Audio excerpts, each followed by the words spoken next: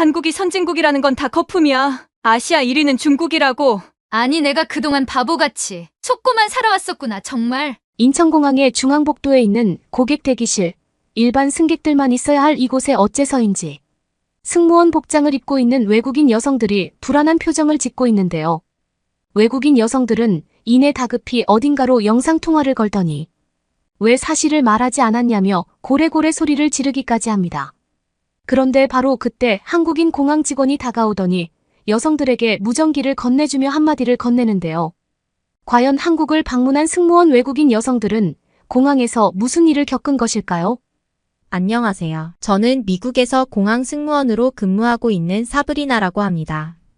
일반적인 승무원과 다르게 하나의 팀을 이루어 특수 근무를 하는 저는 얼마 전 승진을 위해서는 아시아 지역 근무 조건이 필요하다는 본사의 지침 아래 중국 항공사에서 근무를 하게 되었는데요. 하지만 선진국인 줄 알았던 중국은 들려오던 소문과는 다르게 완전한 후진국의 모습을 가지고 있었고, 심지어 공항에서 근무를 할 때에도 불법으로 비행기를 탑승하려는 중국인들이 너무 많아서 저는 점점 지쳐만 갔습니다.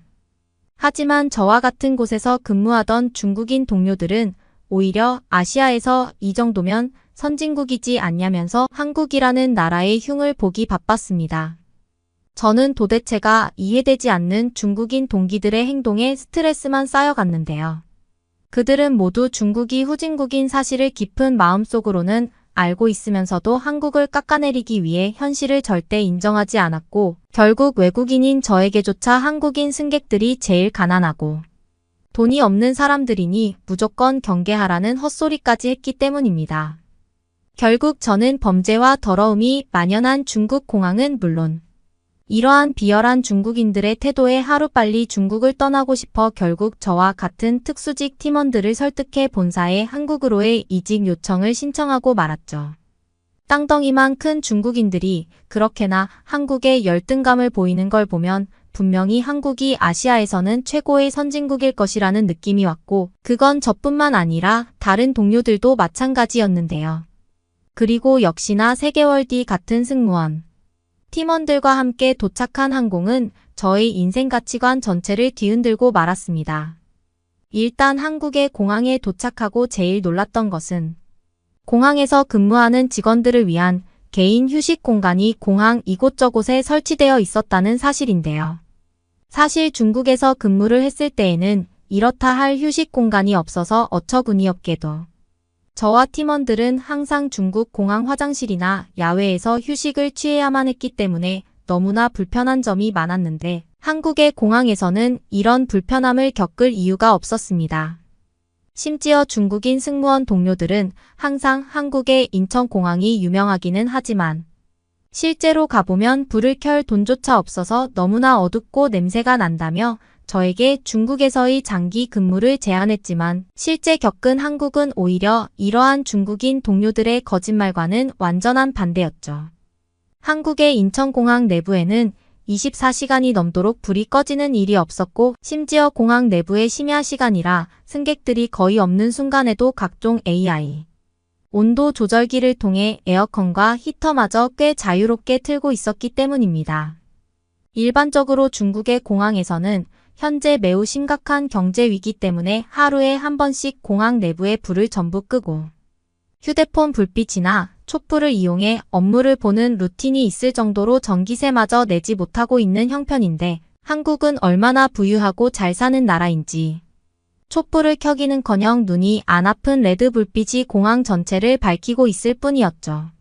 저와 함께 중국의 항공사에서 한국의 항공사로 이직을 성공한 팀원들은 한국이 중국인 친구들이 말하던 것과는 전혀 반대의 상황인데라며 깜짝 놀라는 모습을 보였고, 저는 왜 그렇게나 중국인들이 처참한 현실에 세뇌되어 있는지 그 실체를 여실히 느낄 수 있었습니다. 또한 이에 더해 더욱 큰 충격이었던 것은 바로 공항 내부에서 외국인 승객들의 안내를 돕기 위한 한국인 직원분들의 1:1 맞춤 서비스가 운영되고 있었기 때문인데요. 처음에 저희를 그저 단순한 외국인 관광객이라고 착각한 한국인 공항 직원분은 중국에서는 비싸서 엄두도 내지 못했던 전자패드로 저희의 방문 목적과 체류 기간을 확인하더니 곧바로 일정에 맞는 여행 노트를 종이로 출력해서 건네주셨고 그걸 본 저와 동료들은 엄청난 충격을 받고 말았죠. 심지어 직원분은 귀에 무선 이어폰을 착용하고 계셨는데 실시간으로 저희의 영어가 번역이 되니 편하게 영어로 말을 하면 된다고 했고 저는 이런 놀라운 한국의 디지털 기술력에 그만할 말을 잃고 말았습니다. 중국에서 근무를 할 때에는 외국어가 가능한 중국인 직원이 아예 없어서 항상 외국인 승객이 오면 저희 팀이 달려나가 응대를 해야만 했었는데 한국인 공항 직원분들은 기본적인 영어 실력이 되면서 실시간 번역 이어폰까지 사용하니 말 그대로 관광객들을 위한 최고의 서비스를 제공하고 있었죠. 또한 한국이라는 나라 자체가 얼마나 부유했던지 인천공항 직원분들은 모두 무인 프린트를 할 수 있는 전자패드를 들고 다니며 외국인 관광객들을 케어하기 바빴고 저는 바로 그 순간 왜 한국의 인천공항이 공항 서비스 순위에서 항상 1위를 지켜왔는지 이해가 되기 시작했습니다. 중국과는 전혀 반대되는 높은 기술력과 선진국 신문물에 저와 동료들은 이직을 성공한 한국 항공사를 방문하지 않고 2시간이 넘게 인천공항 이곳저곳을 구경하며 감탄하기 바빴고 이때의 시간은 제 인생에서 최고로 행복했어요. 그러나 한국의 놀라운 점은 여기서 끝이 아니었습니다. 약 2시간의 인천공항 견학 끝에 최종 합격을 했었던 한국 항공사에 도착한 저는 곧바로 팀 동료들과 함께 계약서를 작성하기 시작했는데요. 그런데 계약서를 살펴보던 저는 그 순간 상당히 당황하고 말았습니다. 계약서에는 일종의 면접용 사진을 붙여야만 하는 공란이 있었고 저와 팀 동료들은 아무런 증명 사진을 가지고 있지 않았기 때문인데요. 심지어 중국에서는 이러한 비즈니스용 사진을 찍으려면 중심 수도인 베이징까지 가야 해서 무려 일주일이 넘는 시간을 기다려야만 했기에 저는 계약서를 오늘 완성하지 못하면 어떻게 하지라는 불안감이 생기고 말았고 그건 다른 동료들도 마찬가지였습니다. 그런데 초조한 마음에 손톱을 물어뜯고 있는 저를 확인한 인사 담당자 미현 씨는 저에게 단순 계약서인데 모르는 것이 있냐며 먼저 친절히 말을 걸어왔고 저는 어쩔 수 없이 계약서에 붙일 사진을 가지고 있지 않다는 상황을 설명하고 나섰죠. 그런데 미현 씨는 저의 말에 알 수 없는 표정을 보이더니 공항 내부의 증명사진을 무인으로 찍을 수 있는 기계가 최소 4개나 설치되어 있으니 조금 있다가 가서 편하게 찍고 오면 된다는 도저히 믿을 수 없는 말을 하기 시작했습니다. 왜냐하면 중국은 물론 제가 태어난 나라 미국에서도 증명사진을 무인으로 찍을 수 있는 시설은 그 어디에서도 보지 못했기에 저는 미현 씨의 말이 무슨 말인지 아무리 생각해도 이해가 되지 않았고 결국 미현 씨는 보다 못했는지 저와 팀원들을 데리고 공항 중앙 통로로 저희를 안내했는데요. 그리고 놀랍게도 그곳에 도착한 순간 저는 말문이 막히고 말았습니다. 그곳에는 마치 게임기처럼 생긴 무인 스튜디오가 공항 내부에서 운영되고 있었고 심지어 더욱 놀라운 것은 너무나 저렴한 비용으로 면접용 사진은 물론 자신의 프로필에 사용할 스튜디오 사진까지 간편하게 무인으로 촬영할 수 있었기 때문인데요. 중국에서는 무려 일주일이 넘는 대기 시간이 걸려 낡은 스튜디오에서 촬영을 해야만 사진을 얻을 수 있었는데 한국은 이미 디지털 인프라에서 압도적인 성장을 이룬 듯 평범한 공항에서조차 이러한 무인 촬영 스튜디오가 운영되고 있었습니다. 무인 스튜디오 내부에는 정말 5,000원도 되지 않는 금액으로 다양한 규격의 사진을 촬영할 수 있는 시설들이 모두 갖추어져 있었고 심지어 찍자마자 사진이 바로 출력되는 한국만의 기술력은 눈으로 보면서도 믿어지지 않았죠. 또한 더욱 놀라웠던 것은 촬영 스튜디오 내부에 설치되어 있던 휴대폰 충전기였는데요. 저와 같은 외국인 관광객들을 배려하는 것인지 무선 충전기에는 촬영을 하며 휴대폰을 무료로 충전하라는 영어 안내 문구까지 적혀 있었고 저는 그것을 보자마자 미현 씨를 향해 한국이 이렇게나 선진국의 나라인 줄은 전혀 몰랐다며 감탄사를 내뱉고 말았습니다. 중국은 물론 미국과 미국에서마저 도저히 볼 수 없었던 편리한 무인 스튜디오가 공항에 설치되어 있는 것을 눈으로 보면서도 믿어지지가 않았던 저는 곧바로 휴대폰을 꺼내들고 촬영을 하기 시작했고, 이내 저희 SNS 계정에 촬영한 동영상을 올리고 말았는데요. 그리고 역시나 제가 촬영한 한국 공항의 동영상이 올라가자 미국에 있는 저희 친구들은 어떻게 공항에서 사진을 촬영할 수 있냐며 믿기지 않는다는 메시지를 연이어 보냈고, 이와 반대로 중국인 동료들은 제가 올린 영상이 조작된 사기 영상이라는 비난 섞인 메시지만을 보내더군요. 한국의 인천공항은 단순한 공항의 역할을 벗어나 이미 다양한 시설을 갖춘 멀티플렉스 시설로 자리 잡은 상태였고, 저와 같은 외국인 관광객들을 위해 무인 스튜디오는 물론 샤워실과 무인 헬스장까지 운영되고 있는 모습은 한국이 현재 왜 전 세계에서 제일 트렌디한 나라인지 그대로 느낄 수 있었죠.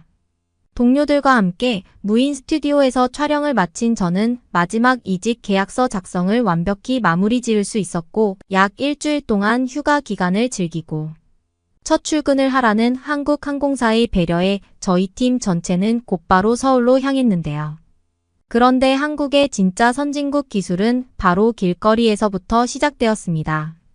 팀원들과 함께 공항 직원 휴게실에 짐을 풀고 곧바로 택시를 타고 서울로 향했던 저는 창문 밖으로 펼쳐지는 서울의 풍경에 당황할 수밖에 없었는데요.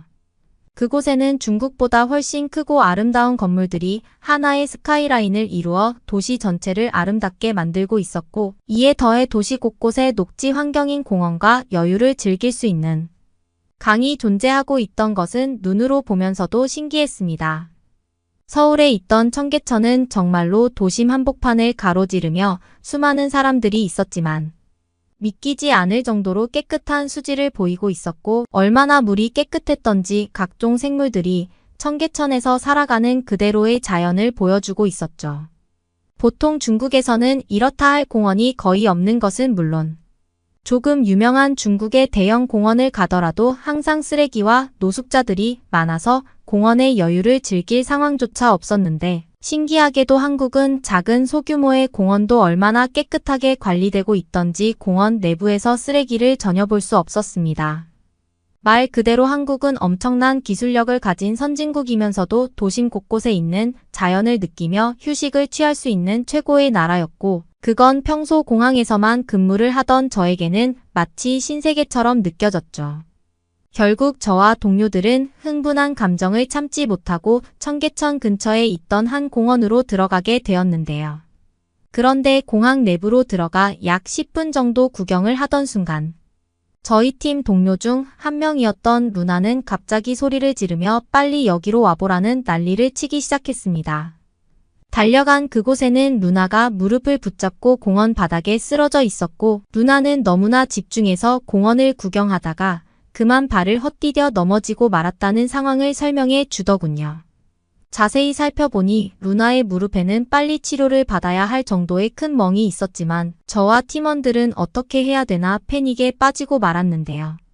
사실 중국에서는 외국인이 병원을 이용하면 무조건 사기를 당해버려서 정상적인 치료비의 3배를 지급하게 되거나 오히려 돈만 뜯기고 치료를 받지 못하는 것이 일상이었기에 저와 동료들은 그때의 기억이 떠올라 아무것도 할 수가 없었기 때문입니다. 심지어 중국의 병원들은 정상적인 진료를 받더라도 약국이라는 시설 자체가 거의 없어서 오히려 진단만 받고 약을 받지 못하는 어처구니없는 순간마저 있었기에 저는 한국의 병원도 이와 비슷하지 않을까라는 생각에 식은땀까지 흘러내리더군요.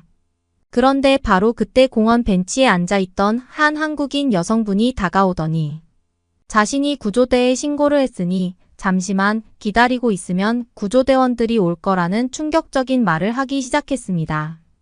하지만 저는 그 말을 듣자마자 분노가 치밀어 올랐는데요.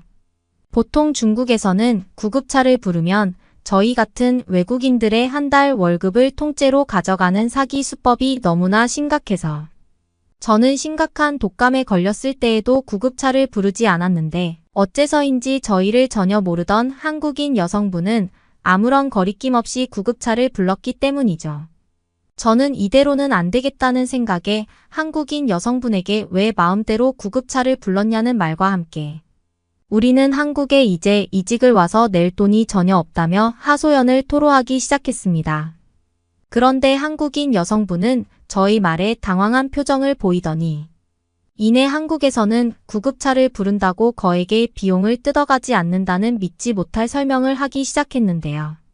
알고 봤더니 한국에서는 수준 높은 의료 인프라로 저와 같은 외국인들도 입국 여건만 있다면 너무나 저렴한 비용으로 모든 의료 서비스를 받아볼 수 있는 정도였고, 심지어 외국인 관광객들이 구급차를 불러도 아무런 편견의 시선이 없었기 때문입니다.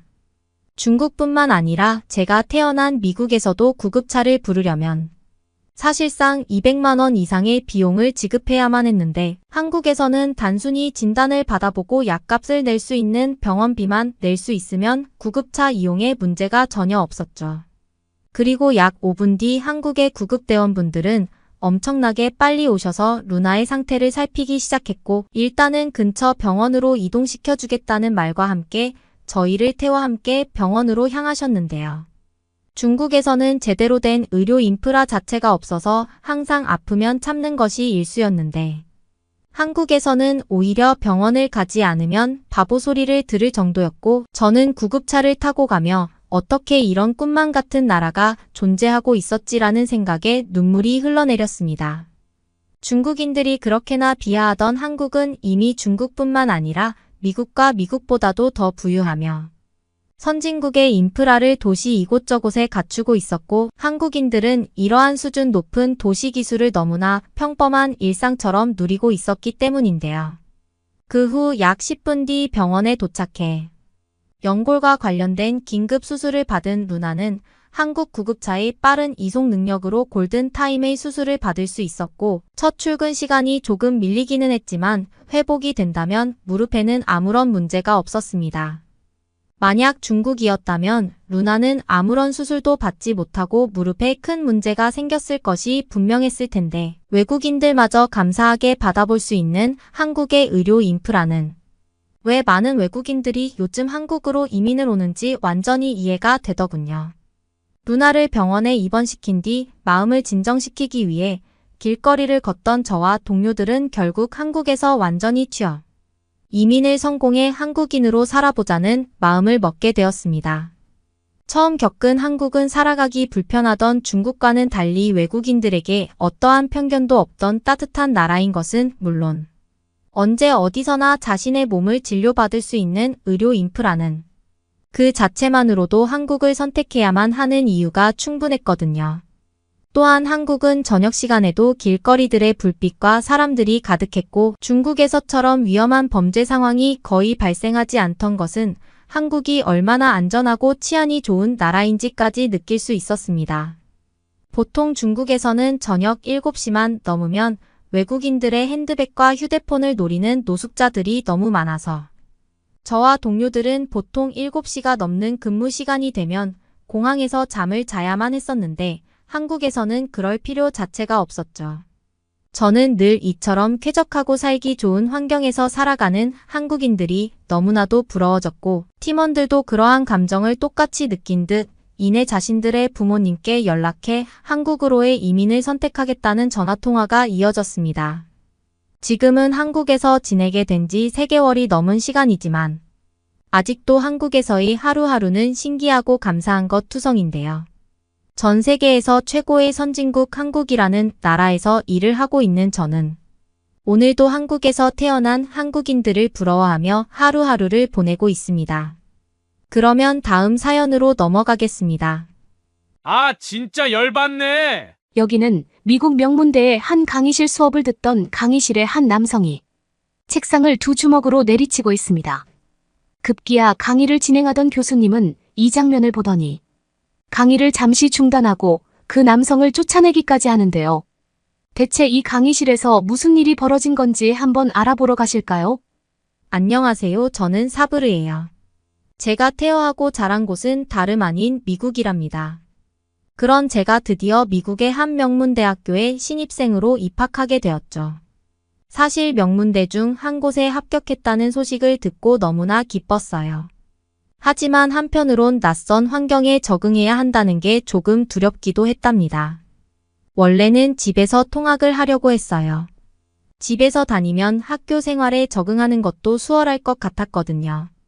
그런데 막상 알아보니까 제가 살고 있는 본가와 대학교의 거리가 너무 멀더라고요. 아무리 발버둥 쳐봐도 도저히 통학할 수 있는 거리가 아니었죠. 한참을 고민하다가 할 수 없이 자취를 하기로 마음먹었어요. 자취를 하기로 결심을 하고 나니 또 다른 고민거리가 생겼어요. 바로 월세 문제였죠. 알아보니까 제가 다니게 될 대학교 근처에서 자취를 하려면 보증금은 물론이고 월세도 어마어마하게 비쌌거든요. 제 형편에선 도저히 그 비용을 감당할 수가 없겠더라고요. 고민 끝에 주머니 사정을 조금이라도 줄일 수 있는 방법을 찾아봤어요. 그러다가 룸메이트와 함께 자취를 하면 월세를 분담할 수 있겠다는 생각이 들었죠. 그렇게 하면 각자 부담해야 할 금액도 확 줄일 수 있을 테니까요. 혼자 살 때 외로움도 덜 수 있을 것 같고요. 그래서 저는 룸메이트를 구하기로 결심했답니다. 룸메이트를 구하기로 마음먹은 저는 어떤 방법이 좋을지 고민하기 시작했어요. 미국에서 룸메이트를 구하는 방법은 여러 가지가 있었지만 그 중에서도 가장 흔한 방법은 중고거래 플랫폼을 이용하는 거더라고요. 많은 사람들이 이 플랫폼에 룸메이트 구인 글을 올리곤 했죠. 저 역시 같은 방법을 써서 룸메이트를 구해보기로 했어요. 모집 글을 올릴 땐 제가 절대 용납할 수 없는 몇 가지를 조건으로 내세워야 했죠. 아무나 받아들일 수 없었거든요. 우선 담배를 피우지 않는 사람이어야 했고 여자여야 했어요. 그리고 나이도 20대여야 한다는 조건이 있었답니다. 아무래도 비흡연자인 저한테서 담배 냄새는 너무 괴로웠고 저랑 말이 잘 통할 수 있는 같은 또래 같은 성별이었으면 했거든요. 글을 올리고 얼마 지나지 않아 연락이 오기 시작했어요. 제가 내건 조건에 맞는 사람들이 몇 명 있었죠. 신청서를 꼼꼼히 확인해 보니 그 중에 한 중국인 여학생이 눈에 띄더라고요. 중국인이라는 점이 마음에 들었던 건 이유가 있었어요. 사실 저는 K-팝을 정말 좋아해서 한국 문화에 관심이 많았거든요. 중국과 한국은 같은 아시아고 가까우니까 문화적으로 크게 다르지 않을 거라고 생각했죠. 그렇게 중국인 룸메이트를 드리겠다고 다짐을 한 후 부모님께 중국인 학생을 룸메이트로 드리겠다고 하니 극구 반대하시더라고요. 중국인이라는 이유로 못마땅해 하시면서 굳이 중국인이랑 살 필요가 있느냐고 말씀하셨죠. 하지만 전 오히려 부모님이 심한 편견을 갖고 있다고 생각했어요. 그렇게 저는 결국 부모님의 말씀을 듣지 않고 중국인 룸메이트와 함께 살게 되었답니다. 위바오라는 이름의 그 친구는 제가 본 사진 속 모습 그대로였죠. 처음 만난 날 저는 위바오와 정식으로 계약서를 작성했어요. 이 계약서에는 자취방 안에서 담배를 필 경우 예외 없이 퇴실 조치한다는 조항도 포함되어 있었죠. 위바오도 이 부분에 동의하고 사인을 했기 때문에 걱정 없이 자취 생활을 시작할 수 있었어요. 자취 첫날 위바오에게 K-팝을 좋아하는지 물었어요. 중국인 룸메이트인 위바오도 당연히 K-팝을 좋아할 거라고 생각했거든요. 그런데 위바오는 제가 생각지도 못한 반응을 보여줬어요. 갑자기 표정이 굳더니 목소리부터 커지는 거예요. 그러면서 K-팝은 절대 들으면 안 되는 쓰레기 같은 음악이라면서 지금 유행하는 K-팝 노래들은 모두 중국 노래를 표절한 것뿐이라고 말하는 게 아니겠어요. 순간 당황하고 멍해져서 할 말을 잃게 되더라고요. 저는 중국과 한국이 비슷한 문화권이라서 서로의 대중문화도 공유하고 있을 거라 생각했거든요. 하지만 위바오는 한국이 항상 중국의 문화를 베끼고 도용한다면서 혐오감을 드러냈어요. 말하는 내내 한국을 깎아내리는 것에 열을 올리더라고요. 그 광경을 보고 있자니 저도 모르게 화가 치밀어 올랐어요. 제가 좋아한다고까지 말을 했는데 이렇게 사람 무한하게 뭐라 할 질문이었나 싶더라고요. 하지만 이제 막같이 살기 시작한 터라 위바오와 싸우고 싶지 않아 목구멍까지 나오는 욕을 꾹 삼켜냈죠. 그렇게 그날부터 위바오와의 사이는 어색해질 수밖에 없었어요. 제 취향을 이해 못하는 위바오가 마음에 들지 않기도 했고 위바오도 한국이라는 나라를 좋아하는 것 자체가 수준 떨어진다면서 저를 무시하기 시작했거든요. 상황이 이렇게 되니 K-팝을 틀어놓는 것조차 눈치가 보이게 되더라고요. 그래도 K-팝 문제로 어색해진 사이였지만 저는 위바우와 잘 지내보려 애썼어요. 조심스럽게 다가가는 제 모습을 보던 위바우는 괜히 더 당당해진 채로 절 무시하더라고요. 그뿐만 아니라 시간이 지날수록 위바우랑 한 집에서 같이 사는 거에 대해 심각한 문제거리가 생겼어요. 위바우의 위생관념이 거의 없다시피 하다는 걸 깨닫게 된 거죠. 저는 집안을 깨끗하게 유지하는 것을 매우 중요하게 생각해요. 하지만 위바우는 저와 전혀 달랐어요. 같이 사는 내내 단 한 번도 머리를 감는 걸 본 적이 없었거든요. 심지어 옷도 몇 주씩 입고 지냈다니까요. 처음엔 그냥 개인 취향이니 자유라며 넘겼어요. 하지만 화장실을 쓰는 습관이 고개를 저을 만큼 심각하더라고요. 단 한 번도 화장실을 쓰고 나서 변기물을 내리지 않는 거 있죠. 위바우한테 물 좀 내려달라고 부탁했더니 위바우가 오히려 저한테 더 화를 내는 게 아니겠어요. 내가 물을 안 내리고 나온 게 아니라 너가 안 내린 거 아니냐고 억울해하면서 우기더라고요. 정말 미치고 팔짝 뛸 노릇이었죠. 화장실을 둘밖에 쓰지 않고 있는데 둘 다 물을 내렸다고 하니 말이에요. 몇 번이고 부탁을 했지만 절대로 물을 내리지 않는 위바우 때문에 저는 일단 화장실에 들어가면 뚜껑을 얼른 닫고 물을 내리고 보리를 봤죠. 위바우와 함께 살기 위해서는 어쩔 수 없이 해야 하는 행동이었어요. 사실 위바우의 행동이 이 정도면 걱정도 안 해요. 그런데 화장실뿐만 아니라 부엌에서의 상황도 만만치 않은 거 있죠. 정말 눈 뜨고 볼 수 없을 지경이었어요. 싱크대 위에는 자기가 먹은 그릇을 설거지 안 한 채로 수북이 쌓아놓은 건 기본이고 음식물 쓰레기를 제때 버리지 않으니 벌레들까지 꼬여들기 시작했더라고요. 태어나서 그렇게 많은 벌레들이 집에 생길 수 있다는 걸 처음 알았다니까요. 나 몰라라 하는 위바우의 행동에 화가 치밀어 오르기도 하면서 한편으론 무슨 수로 1년을 버텨야 하나 막막해졌어요. 계약 기간이 1년이었거든요. 그래도 어쩌겠어요. 남은 기간을 참고 견뎌내는 수밖에요. 속으로 이를 악물며 참았죠. 그렇게 열불이 나는 걸 참은 채 집에 있는데 이젠 집안에서 담배 냄새까지 나기 시작하더라고요. 처음엔 밖에서 담배 피는 사람들 때문에 냄새가 스며들어온 건가 싶었어요. 그런데 아무리 환기를 시켜도 냄새가 가시지 않는 걸 보니 이상하더라고요. 그러던 어느 날 저는 더 이상 참을 수 없는 일을 목격하고 말았어요. 현관문을 열고 들어서는데 위바우의 방문이 살짝 열려 있었거든요. 문틈 사이로 모락모락 담배 연기가 피어오르더라고요. 깜짝 놀라 방 안을 들여다봤죠. 위바우가 베란다 창가에 기대어 담배를 물고 있는 게 보이는 거 아니겠어요? 순간 머릿속이 하얘지더라고요. 화가 치밀어 올라 더 이상 참을 수 없어. 저는 계약서를 들고 위바우에게 다가가 계약 위반이라고 얘기했어요. 하지만 위바우의 반응은 제 생각과 전혀 다르게 흘러가더라고요. 솔직히 전 위바우가 저한테 사과할 줄 알았거든요.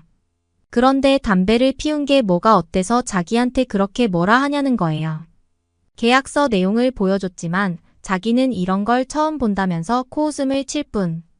죄책감은 눈꽃만큼도 찾아볼 수 없더라고요.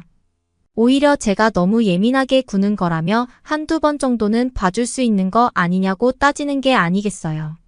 저는 더 이상 물러설 수 없었어요. 이건 명백한 계약 위반이었으니까요.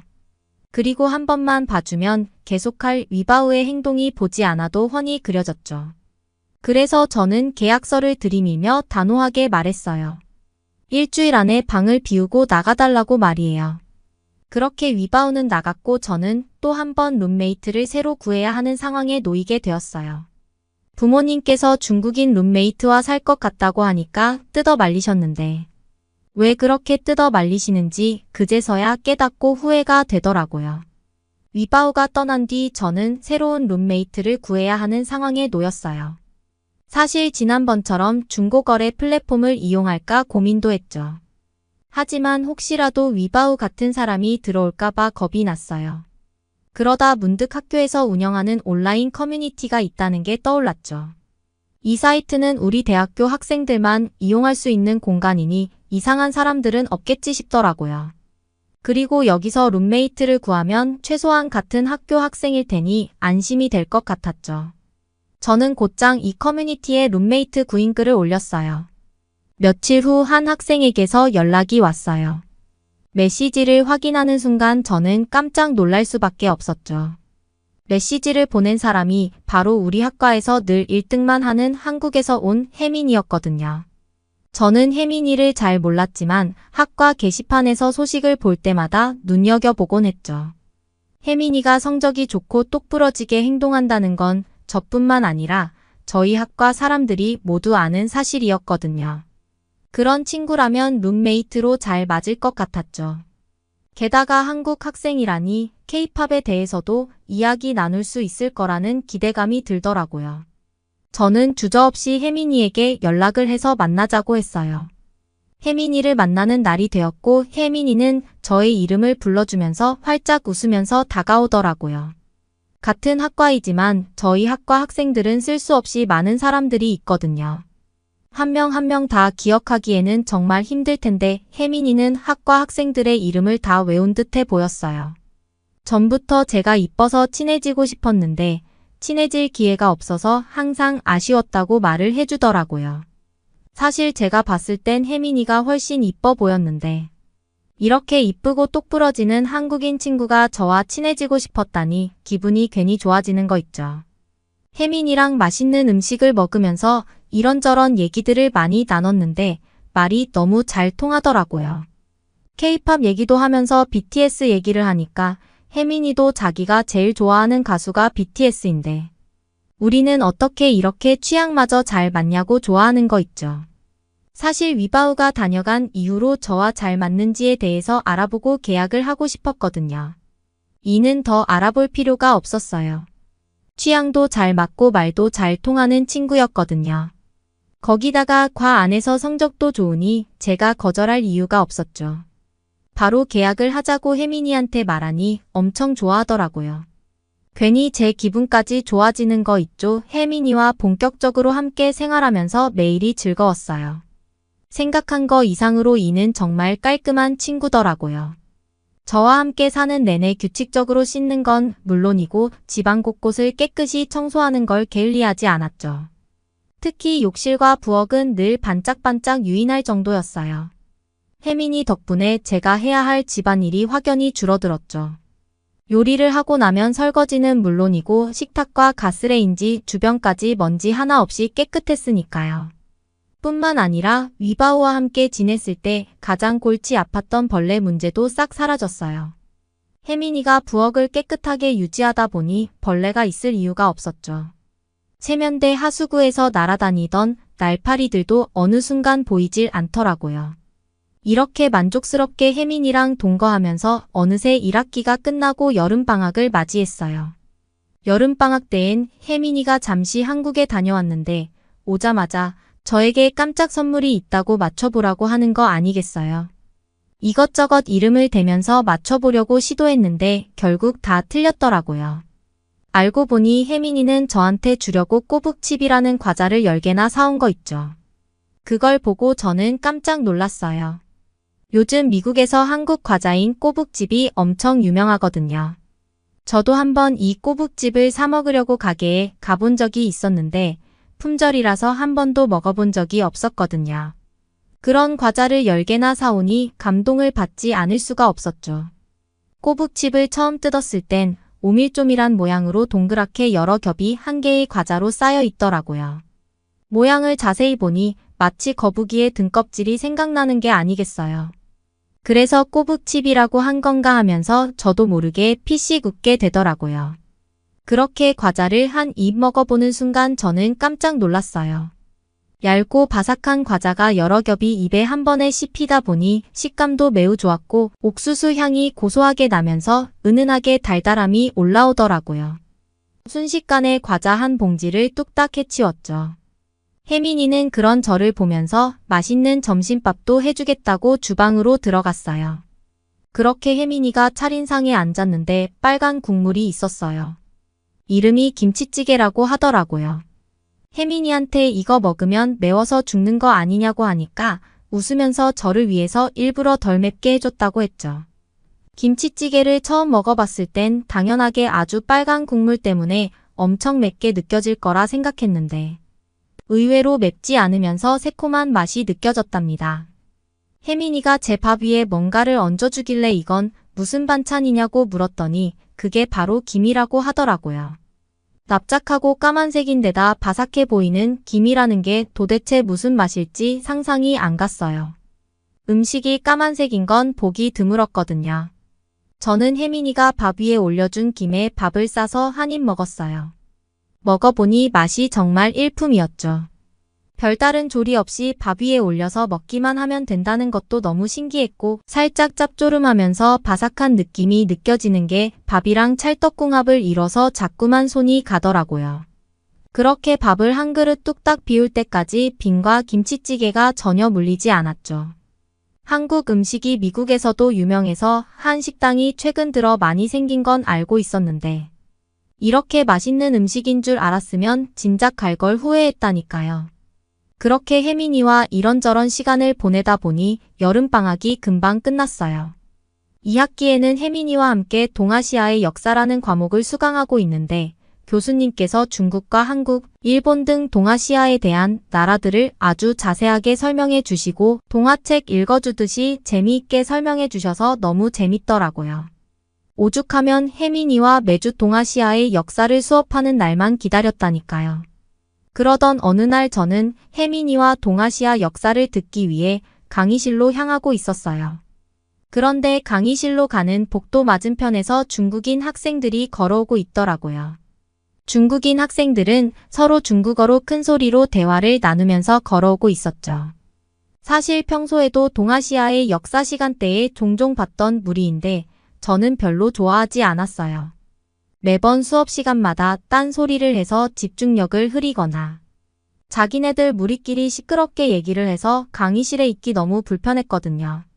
혜민이와 전 별 생각 없이 지나치려는데 갑자기 그 무리 중 한 명이 일부러 혜민이의 어깨를 세게 치고 가는 게 아니겠어요. 이는 깜짝 놀라 주춤거렸고 중국인 학생은 그런 이에게 손가락질을 하면서 험상궂은 표정을 하고 따지더니 뒤도 안 돌아보고 가버리더라고요. 본인이 지나치다가 일부러 쳤으면서 적반하장인 모습에 얼마나 어이가 없던지 짜증이 나더라고요. 저는 혜민이가 걱정돼서 혜민이의 표정을 살펴봤어요. 혜민이는 크게 신경 쓰고 싶지 않은지 별다른 내색을 하지 않더라고요. 하지만 전 그런 혜민이의 모습을 보면서 속상한 마음이 들었어요. 분명 누가 봐도 일부러 부딪힌 게 맞았는데 사과는커녕 저런 식으로 따지고 가다니요. 중국 애들은 왜 저러는 건지 너무 유치하고 이기적인 것 같다는 생각을 했어요. 중국인들에 대해 깊게 알게 될수록 답이 없는 것 같더라고요. 그렇게 기분 나쁜 사건을 겪고 나서 동아시아의 역사 강의실에 도착했어요. 아까 그 중국인 학생들이 옆에 몰려 앉아 있는 걸 보니 기분이 좋지 않았지만 교수님의 강의에 집중하기로 했죠. 그날 강의 주제는 중국 수나라 시대에 있었던 역사적 사건들이었어요. 평소에 교수님이 말씀해주신 역사 이야기가 재미있었기 때문에 호기심 가득한 눈빛으로 강의를 들었죠.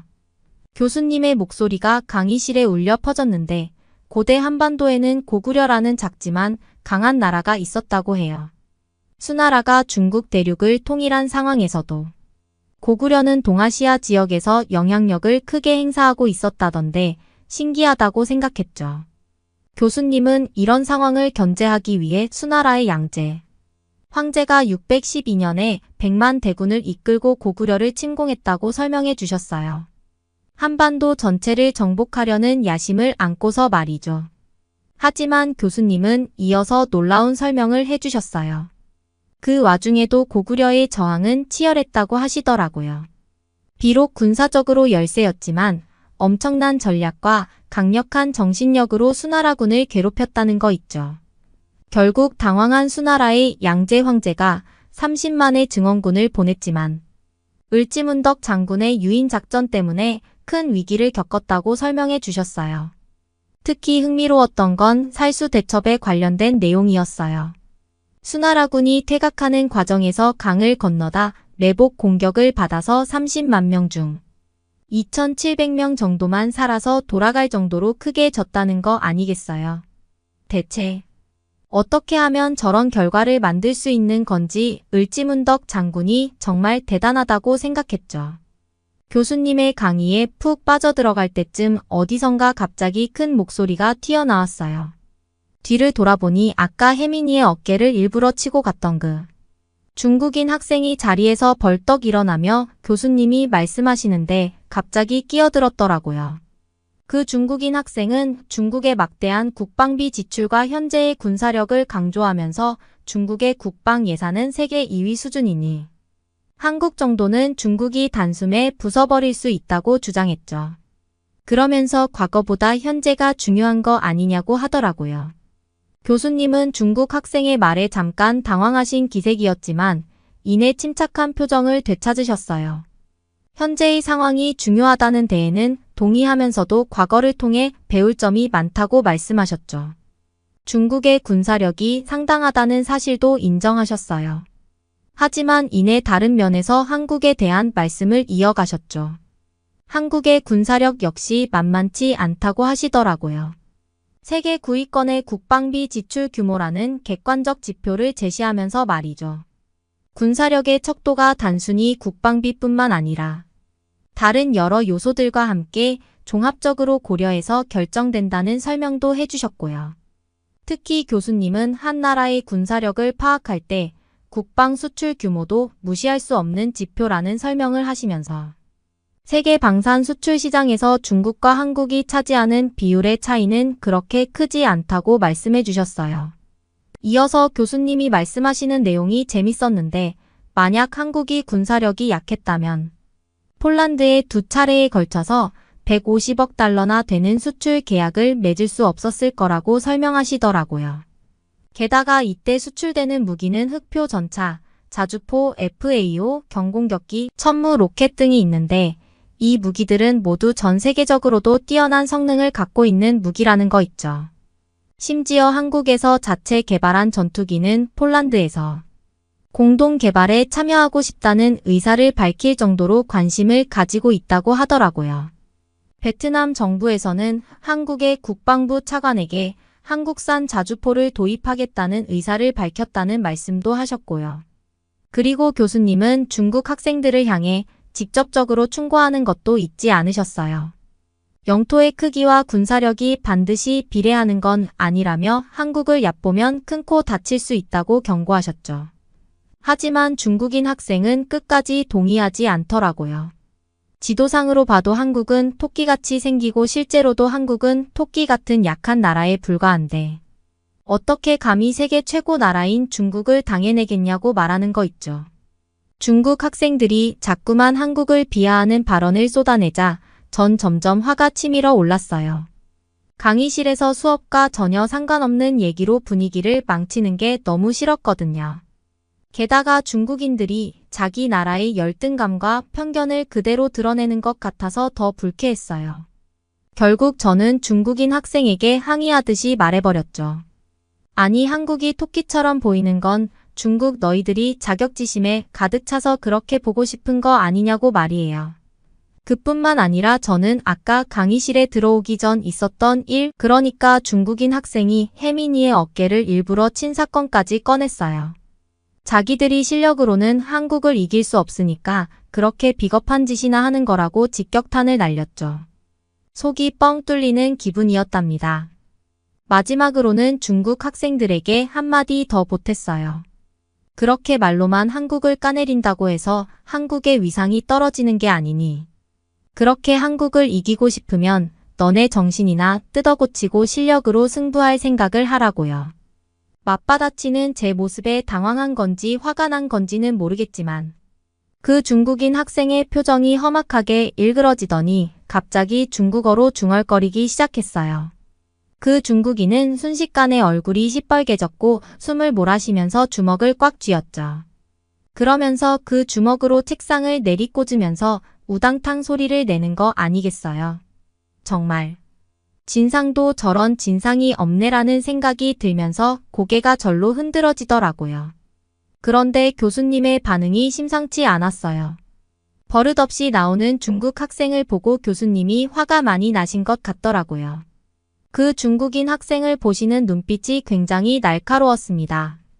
그리고는 어떻게 강의실에서 그렇게 행동할 수 있냐면서 지금 당장 강의실에서 나가라고 명령하셨어요. 아직 화가 진정되지 않은 것 같았던 중국인 학생은 슬그머니 자리에서 일어났죠. 민망하다는 표정으로 문을 박차고 나가는 뒷모습이 우스꽝스러워 보이기까지 하더라고요. 하지만 교수님은 거기에서 그치지 않으셨어요. 수업이 끝나는 대로 교수실로 오라는 말씀도 잊지 않으셨죠? 속으로 잘됐다 싶더라고요. 엄청나게 혼났으면 좋겠다는 생각까지 들더라니까요. 그래도 그날 사건 이후 동아시아의 역사 수업에서는 그 중국 학생이 진상짓을 하지 않더라고요. 더 이상 이를 괴롭히지도 않았고요. 그렇게 2학기를 잘 마무리하고 이번 겨울방학에는 혜민이랑 같이 한국에 가기로 했어요. 혜민이와 한국에서 좋은 추억을 쌓고 싶은데 추천해 주실 곳이 있을까요? 추천해 주시면 꼭 다녀오겠습니다. 그러면 다음 사연으로 넘어가겠습니다. 한 남자가 식당의 문을 열었습니다. 그리고 깜짝 놀라서 문을 닫습니다. 왜냐하면 그 식당 안에는 경찰들이 가득 있었기 때문입니다. 이 식당에 사건이라도 일어난 걸까요? 용기가 나지 않았지만 그녀의 마음을 잡기 위해서는 이 방법밖에 없었습니다. 다시 한번 용기를 내어 식당 문을 열고 들어갑니다. 그리고 이 남성은 자신이 보고 있는 것을 믿을 수 없어서 소리칩니다. 과연 이 남성에게는 어떤 일이 있었던 걸까요? 안녕하세요. 저는 미국 보스턴에서 살고 있는 피터입니다. 저는 미국에서 경찰로 일하고 있습니다. 저는 보스턴주의 작은 도시 케임브리지에서 자랐습니다. 제가 자란 곳은 마을 경치와 역사적인 매력으로 유명한 곳이지만 저에게는 항상 무언가가 부족하게 느껴졌습니다. 그래서 어릴 적부터 보스턴 시티의 번화함과 다양성에 매료되었고 그곳에서의 삶을 꿈꾸었습니다. 언젠가 더 큰 세상을 경험하고 싶었습니다. 저는 고등학교를 졸업한 후에 보스턴으로 이사하기로 결심했습니다. 어려서부터 사람들을 돕고 약한 사람을 지키는 것에 큰 만족을 느꼈거든요. 보스턴으로 이사한 후 경찰 아카데미에 입학했습니다. 그곳에서 저는 다양한 배경을 가진 사람들과 만나며 시야를 넓혔고 도시의 복잡한 현실에 대해 배웠습니다. 훈련이 힘들고 도전적이었지만 저는 경찰이라는 꿈을 향한 열정으로 그 모든 어려움을 극복했습니다. 졸업 후에 보스턴 경찰국에 배치되었습니다. 케임브리지의 평온한 삶과는 확실히 다른 보스턴은 하루하루 끊임없이 사건 사고가 발생하는 곳이지만 저는 이 도시의 일원으로 잘 적응하고 있습니다. 여러분, 미국 경찰하면 한 손에는 커피, 한 손에는 도넛을 들고 있는 모습이 쉽게 떠오르시죠? 그런데 언제부터 이렇게 도넛과 미국 경찰이 함께 떠오르게 되었을까요? 그 이유를 간단하게 살펴보면 세계적인 도넛 상표 던킨 도너츠와 관련이 있습니다. 미국 내 대부분의 도넛 가게는 24시간 영업을 하고 있습니다. 그래서 범죄가 많이 일어나는 미국에서는 어쩔 수 없이 이런 도넛 가게들은 새벽마다 무장 강도들의 주요 표적이 되고는 했습니다. 그 도너츠 브랜드 중에 특히 미국 전역에 영업점이 있었던 던킨 도너츠의 피해가 막심했습니다. 그래서 던킨 도넛은 이 문제를 타개할 방법을 고민하기 시작합니다. 그러다가 생각해낸 방법 중 하나가 어차피 새벽 시간에는 팔리지 않는 커피와 도넛을 그냥 버리기보다 경찰에게 무료로 제공하기로 한 것이었습니다. 그렇게 무료 도넛을 준다는 소식 탓에 새벽 시간에 경찰들이 도넛 가게 주변을 돌아다니게 되었고 자연스럽게 던킨 도너츠 가게의 보안은 강해졌습니다. 도넛과 커피의 재고 처리와 함께 보안까지 2마리 토끼를 잡은 셈이었습니다. 물론 이후 안정이 되고는 돈을 받고 판매를 하게 되었지만 여전히 경찰관이나 소방관 분들에게는 엄청나게 할인된 가격으로 판매하고 있습니다. 때문에 새벽 시간 어떤 가게도 열지 않아 배고픔에 굶주렸던 미국 경찰들은 자연스럽게 커피와 도넛으로 새벽 시간을 보내게 됐고 미국 경찰들이 먹는 음식 하면 도넛이 떠오르게 된 것이죠. 게다가 언제 사건이 터질지 알 수 없는 미국에서 항시 대기해야 하는 경찰의 입장에서는 도넛처럼 먹기 편하고 맛도 좋은 음식을 거부할 수는 없었어요. 그래서 저도 새벽 근무를 하는 날이면 도넛과 커피로 끼니를 때웠습니다. 도넛은 달달하기도 해서 새벽에는 간식으로 하나만 먹으려고 해도 어느새 2개 또는 3개 정도는 먹게 되었어요. 게다가 보스턴에서 혼자 사는 저는 집에서는 거의 식사를 하지 않고 밖에서 외식하는 것이 일상이었습니다. 덕분에 입사 초기에는 날씬하고 근육질이었던 제 몸매가 눈사람 같은 모습으로 변한 것은 오래 걸리지도 않았습니다. 제가 봐도 이런 뚱뚱한 몸매로 범인을 쫓는다는 게 우습게까지 느껴져서 다이어트를 여러 번 도전했지만 번번이 실패했어요. 이렇게 포기하고 살아야 하는 건가 생각하고 있었는데 제게 사건이 일어납니다. 어느 날 저는 경찰 선배의 집에 저녁 초대를 받아서 가게 돼요. 언제나 부족한 저를 잘 도와주는 제가 존경하는 슐츠 선배였습니다. 결혼 후에 아이가 3명이나 있다며 북적거리는 집이 참 행복하다는 말을 자주 하고는 했어요. 선배는 보스턴에서 혼자 생활하는 제가 혼자 휴일을 보낼 것이 안타까웠는지 감사하게도 저를 집에 초대해줬어요. 슐츠 선배의 집은 따뜻하고 친근한 분위기가 가득했고 저는 슐츠 선배의 가족들과 즐거운 시간을 보냈습니다. 슐츠 선배의 아내분은 한국 사람이었어요. 무척 아름다운 분이셨는데 보스턴으로 어학연수를 온 사모님에게 반해서 슐츠 선배가 쫓아다녔다고 해요. 그리고 결국 결혼에 꼴이 나게 되었다고 합니다. 어린 아이가 3명이나 돼서 무척 시끌시끌했지만 전 그날 시끄러움을 느낄 수가 없었습니다. 왜냐하면 그곳에는 슐츠 선배의 아내분의 여동생이 있었기 때문이죠. 식사 도중 슐츠 선배의 아내분은 자신의 여동생을 소개해 주었습니다. 길고 검은 머리를 가진 검은 눈동자가 반짝였던 그녀의 이름은 이미희라고 했어요. 미희 씨는 한국에서 유학 온 후 보스턴에서 그래픽 디자이너로 일하고 있었어요. 아름다운 미소와 조카들을 돌보는 친절한 태도에 저는 첫눈에 반해버렸습니다. 게다가 자신의 일을 사랑하는 전문가 같은 모습까지 너무 멋졌습니다. 그렇습니다. 제가 그녀에게 첫눈에 반해버린 것입니다. 저는 집으로 돌아가서 거울 앞에 서서 제 모습을 봤습니다.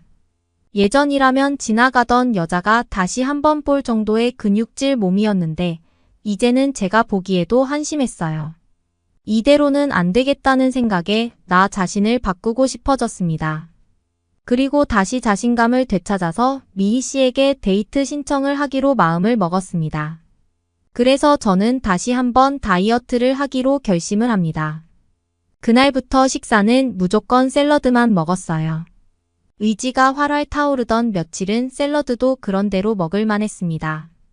하지만 점점 몸에 힘이 하나도 나지가 않았습니다. 그리고 급하게 살을 빼려고 했던 탓인지 하루는 범인을 쫓아 달리다가 어지러움까지 느끼게 되었습니다. 저 때문에 범인을 눈앞에서 놓칠 뻔했지만 제때 다른 동료가 달려와서 범인을 검거할 수 있었습니다. 그 일로 저는 상사에게 크게 혼이 났습니다. 저는 제가 한심스러워서 책상에 엎드려서 있었는데 지나가던 동료 경찰존이 무슨 일이냐고 합니다. 저는 다이어트를 하려다가 어지러워서 범인을 놓칠 뻔한 이야기를 해줍니다. 동료는 웃으면서 안 먹는 걸로 살은 안 빠진다면서 건강하게 먹고 운동을 해야 한다고 합니다. 그 말에 제가 그걸 누가 모르느냐며 외식을 하는데 건강하게 먹는 게 쉽지 않거니와 미국은 햄버거나 피자가 주식이라서 힘들다는 이야기도 합니다. 그러자 동료는 한식을 먹어보라고 자기도 요즘 한국 식당에서 식사하고 나서 살도 빠지고 군것질 생각도 잘 안 난다는 말을 해줍니다. 저는 한식이라는 말에 의문이 들었습니다. 예전에 몇 년 전만 해도 한식이 보스턴 타임스나 CNN 같은 데 소개되는 거는 20불 아래 맛집이라거나 가성비 좋은 집 이런 식으로 소개가 됐거든요. 하지만 음식 자체로 한식이 굉장히 훌륭하다라는 생각은 별로 들지 않았습니다. 물론 요즘은 한식이 엄청나게 유행이라서 맨하튼 여러 곳에 한식 레스토랑이 유명했습니다. 이 보스턴이라는 곳은 세계에 유명한 나라의 음식점이 많이 있고 세계적으로 유명한 셰프들이 엄청나게 경쟁을 하는 곳인데 탑 순위의 식당으로 자리 잡고 있다는 게 한식이 세계적으로 인정을 받는다는 이야기입니다. 그래서 한식이 맛으로도 인정받고 있다는 것은 알지만 그런 레스토랑들은 몇 달 전부터 예약을 하거나 엄청나게 줄을 서야 먹을 수 있고 가격도 일반 직장인인 제가 매일 식사를 할 수 있는 곳은 아니었습니다. 그래서 요즘 유행하는 한식당을 말하는 거냐며 가격이 좀 부담된다고 했어요. 그런데 저는 몇 달 전에 보스턴의 코리아타운에 기사식당이라는 게 생겼다고 하면서 자신과 함께 가보자고 합니다. 기사식당이 뭐냐고 했더니 한국에서는 운전기사들을 주 고객층으로 아는 식당이라고 합니다. 한국에서는 백반과 불고기, 국밥과 찌개, 돈가스 등 운전을 하는 고객들이 가볍게 들려서 한 끼를 할 수 있고 가격도 $10 전후로 저렴해서 많이 찾는다고 하네요. 물론 운전기사가 아니라도 누구나 식사를 할 수 있고 늦은 시간에도 열려 있다는 설명도 덧붙입니다. 그래서 우리는 저녁 때 기사식당을 가보기로 했습니다. 한인타운으로 가서 가게로 들어갔는데 가게의 문을 여는 순간 저는 깜짝 놀랐습니다. 그도 그럴 것이 저는 이곳에 범죄라도 일어난 줄 알았습니다. 기사식당에는 온통 경찰복을 입은 경찰들이 가득하게 식사를 하고 있었던 것입니다. 마치 심각한 범죄라도 일어난 것처럼 보여서 제가 경찰이 아니었으면 조용히 문을 닫고 나올 뻔했습니다. 하지만 다시 보니 그곳의 경찰들은 즐거운 얼굴로 식사하고 있었습니다. 저는 보스턴의 경찰들이 한국의 음식을 앞에 두고 식사를 하는 모습이 색달라 보였습니다. 저와 동료는 다른 경찰들에게 인사를 하며 식탁에 앉았습니다. 메뉴판을 보니 불고기, 제육볶음, 김치찌개 등 저에게는 익숙하지 않은 메뉴들이 다양하게 있었어요. 동료는 자주 먹는다는 김치찌개를 시켰고 저는 그나마 익숙한 불고기 백반을 시켰습니다. 동료는 저에게 김치찌개를 한번 먹어보라고 했는데 저는 너무 매워서 얼굴이 벌개졌어요. 하지만 매운데 단 것 같기도 하고 이상하게 중독성 있는 맛이었습니다. 저는 제가 시킨 불고기를 먹었는데 이건 맵지 않고 조금 달달한 양념의 소고기가 제 입맛에 딱이었어요. 밥과 함께 여러 가지 채소로 된 반찬들이 나와서 고기만이 아니라 채소도 골고루 먹을 수 있었어요. 그리고 쌀밥이 맛있어서 어쩐지 밥만 먹어도 맛있었습니다. 합리적인 가격에 영양분도 골고루 갖춰져 있고 게다가 맛도 좋은 게 건강까지 챙길 수 있다니 한식은 정말 놀라운 음식이었어요. 저는 너무나 든든한데 속이 거북한 느낌도 들지 않는 맛있는 식사를 했어요. 그리고 계산을 했는데 팁을 빼고 $10를 조금 넘는 가격에 놀랐어요. 요즘 물가도 올라서 이 가격이면 보스턴에서는 너무 싼 가격이었거든요. 그렇다고 재료의 질이 떨어진다거나 전혀 그런 느낌이 아니었어요. 그래서 가게 주인에게 어떻게 이렇게 싼 가격에 음식을 내놓을 수 있냐고 물어보니 한국에는 홍익인간 정신이라고 있다고 말했습니다. 홍익인간이란 널리 인간을 이롭게 한다는 한국의 정신이라고 하는데 가게 주인은 많은 사람들에게 도움을 주면 그에 따라 나에게도 좋은 일이 생길 거라는 생각으로 장사를 하고 있다고 합니다. 저는 이런 생각을 가지고 장사를 하는 사람이 있다니 정말 감동하였습니다. 이곳뿐만 아니라 주변에 기사식당이 많이 생겼어요. 기사식당은 경찰관 사이의 대유행이었고 이러한 인기 덕분에 옛날에 도넛 가게가 치안이 좋아졌던 것처럼 요즘은 한국 기사식당 거리는 안전하고 평화로워졌습니다. 이제는 보스턴에서 제일 안전한 곳이라면 기사식당 거리라고 말할 수도 있을 것 같아요. 저는 식사를 한식으로 바꾸고 난 뒤부터 든든해서 그런지 간식을 먹고 싶은 생각도 별로 안 나고 건강식을 먹다 보니 몸이 꽤 가벼워졌어요. 물론 식사 후에 힘내서 운동도 꾸준히 해주고 있어요. 건강한 음식을 먹고 운동도 열심히 해서 그런지 요즘은 범인을 쫓는다고 달려도 쉽게 지치지 않아서 아주 좋습니다. 그리고 용기를 내서 미희 씨에게 데이트 신청을 했어요. 아직까지 우리는 사귀는 상태는 아니지만 미희 씨와 데이트를 했을 때 제가 그렇게 싫지 않는지 다음 데이트 약속까지 할 수 있었어요. 미희 씨와 이야기를 할수록 한국 문화에 대한 관심이 많이 생겼어요. 그래서 다음번에 만날 때는 맨하튼의 유명한 한식 레스토랑을 가보기로 했어요. 저는 앞으로 미희 씨와 어떻게 될지는 알 수 없지만 미희 씨와 함께하는 시간이 너무 행복하네요. 제가 용기를 낼 수 있게 도와준 한식과 한국 기사 식당이 너무 고마웠습니다. 저의 사연은 여기까지입니다. 미국의 비만은 심각한 사회 문제라고 하죠. 미국의 음식들은 칼로리가 높은 음식들이 많아서 주의하지 않으면 쉽게 비만이 오기 때문에 많은 미국인들이 비만으로 고통받고 있습니다. 한식을 먹는 한국 사람들은 살이 쪄도 고도비만까지 가는 사람은 크게 많지 않은 걸 보면 한식은 확실히 건강식입니다. 물론 건강한 한식이라도 너무 많이 먹으면 안 되겠죠. 피터 씨와 보스턴의 경찰들이 한식으로 건강을 챙길 수 있었던 한식의 놀라움을 알려준 사연이네요. 여러분은 어떻게 보셨나요? 응원과 격려의 한마디씩을 댓글로 남겨주시기 바랍니다. 사연자분들께 전달해드리겠습니다. 실제 사연 제보를 받고 있습니다. 채택되신 분께는 작은 선물도 보내드리고 있습니다. 저희의 사연이 여러분의 하루의 작은 힘이 될 수 있었으면 좋겠습니다. 감동적인 사연을 주변 분들과 이야기 나눠보세요. 더욱더 좋은 영상으로 다시 찾아뵙겠습니다.